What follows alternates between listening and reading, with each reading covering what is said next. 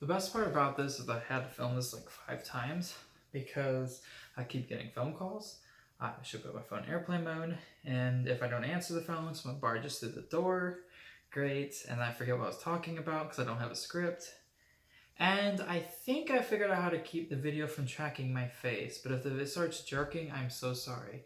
I'm pretty sure I turned it off, but I'm not filming this again, so whatever happens is getting uploaded. Whew, okay, I'm tired of wasting hours on a video that like 5 people are gonna see. Okay, anyways, that being said, the topic for today is on conservation. Now, if you know me personally, you know this is a passionate topic of mine because I like to think of ways that we can preserve the world and move forward. Unfortunately, humans are going the wrong direction with things. We are in the middle of a mass extinction thanks to apparently global efforts to make profit. Beautiful. Obviously, the rainforest is getting burnt down because beef makes more money than trees. Although I could think of some ways of getting money off trees, but no. Okay. Most of the U.S. has already been deforested for agriculture. Okay, cool. Mining operations are tearing things up. We're dumping things in water, killing off fish. It's just kind of a huge mess. On that note, for any people who are fairly local, in the next couple months I'll be growing a lot of trees, and you're welcome to plant as many of them as you want. Depending on how much money I make through my other jobs, I'll tell me if I can give them away for free or not. Because I'm not making enough, I might have to charge like $1 a plant. I don't want to go too much past that because the whole point is giving away dirt cheap, so you plant them and it's encouraging it to move, like encouraging us to take part in conservation. I can't advocate for people that are too far away because if I give you a tree that's not native to your area, not only are there issues with transferring over state lines, I have to make sure there's no pest on it and so forth because we don't want to lead to an epidemic. But if the plant itself is not natural to that area, or I should say native to that area, it could lead to an invasive species. And let's just not do that.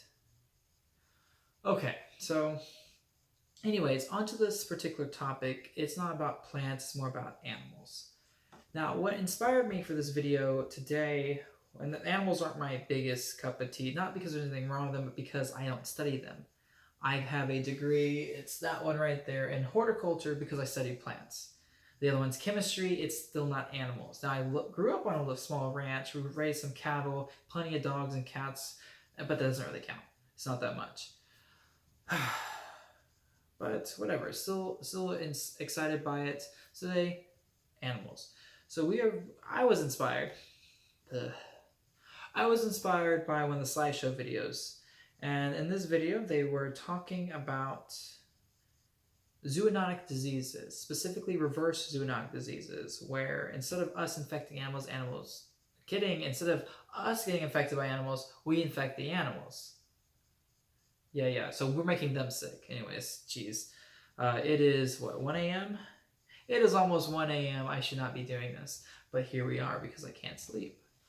I had a Monster Energy drink and I am wired. Caffeine, great.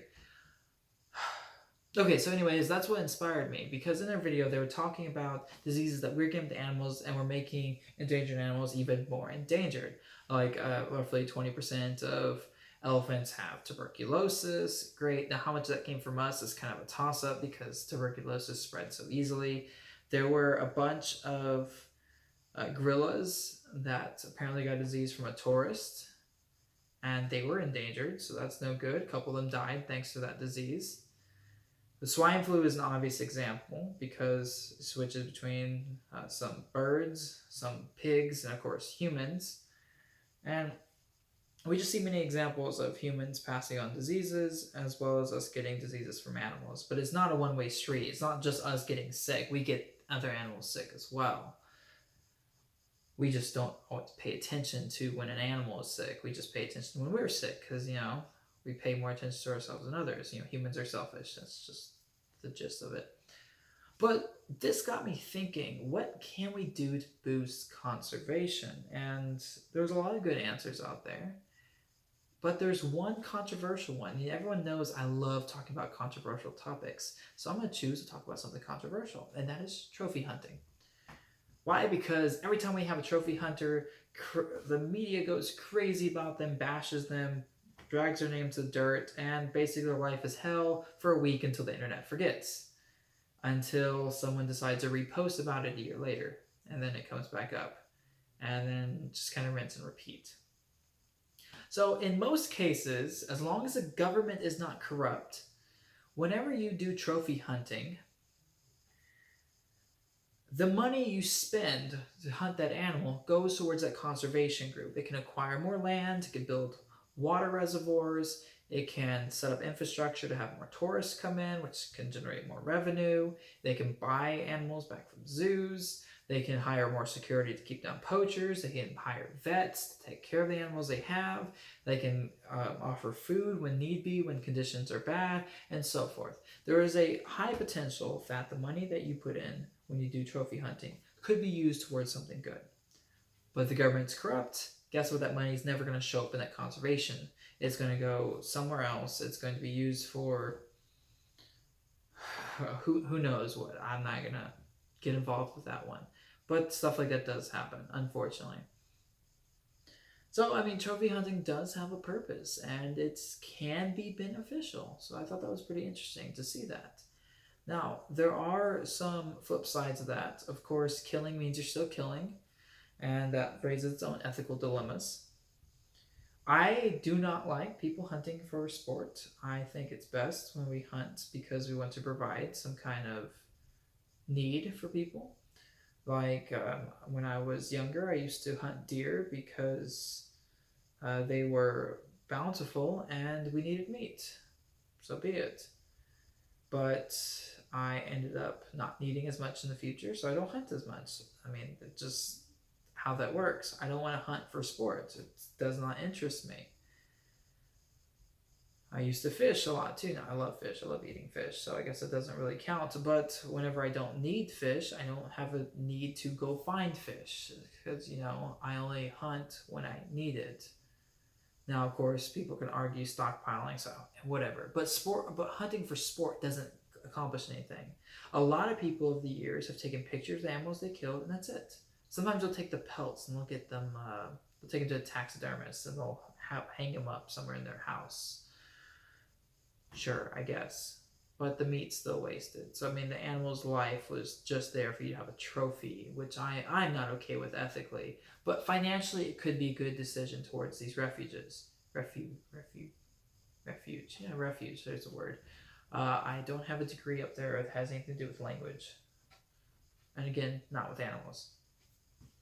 Okay, so I did see here on National Geographic is discussing that $80,000 can be like whatever the place they're looking at, 14-day hunts, single animal kill. I was like, okay, $80,000 can pay for quite a bit. Again, as long as nothing is corrupt. And sometimes these organizations can be like, hey, you can only kill this animal or somewhere from this group because they're sick, they're old, they're injured, they're going to die anyways, and so forth. Or maybe they have a bunch of males, so like take a male, don't touch our females because we need them for breeding. So there's sometimes there's a little bit of effort put forward in that. Still, ethical dilemma, you're still killing something, but it's nice to know that maybe our first opinion is wrong. Or we think that these trophy hunters are entirely bad people. Now, I did see there is an alternative that's been popping up where instead of killing the animal, they tranquilize them. Now, don't get me wrong, that's not easy on a living being either, but at least when you're tranquilized, you're not dead most of the time. So it's a better alternative. Doesn't really pay as much in most cases, but they can still get the photo with the animal they tranquilized, unless it hops up and kills them. Kidding. Bad humor. But it's not as bad as we make it out to be, but it's also not as good as we would like to believe it is. There's a lot of corruption that goes on. There's not enough efforts towards conservation. I mean, we had a couple million, was it acres Or is it square miles? See, there's a big difference between those. I don't know which one's which. I'm pretty sure it's acres. That was set aside in 2009 when President Barack Obama signed a bill for conservation efforts. And then I think, I read about this yesterday. It could have happened several days ago. But President Trump also signed a bill that set aside like a little under, I think, 300,000 acres, which again isn't much. Then again, it could be square miles. I should definitely read this before I talk about it. But the point is, the numbers aren't that important. The point is, some effort is being made. It's just not enough. So do your part. Do what you can. But try not to spread fake information. We tend to be very emotionally based a lot. We get an opinion on something. We let that drive us forward as opposed to actually rationally thinking about the topic. And just be aware that your gut feeling isn't always right. And I guess if I could add one more thing to this video so I don't make it too terribly long. If you somehow think that ivory can cure a sickness because alternative health told you so, stop that. Like, please stop that. We have enough pseudo ivory flooding the market. We have a keyboard right there on the ground because I don't currently have a stand for it, and it has a pseudo ivory on it that was made in labs, and it looks like ivory, it feels like ivory, but it's not. But stupid alternative medicine decided it would kick in and say that, oh, well, don't you know that crushed ivory can cure all these diseases? So there's still a huge market for it. So just because I love to shit on the alternative health crowd a little bit, yeah, if you're one of those, stop it. Please use evidence-based medicine. Stop doing what you're doing and stop encouraging more poaching.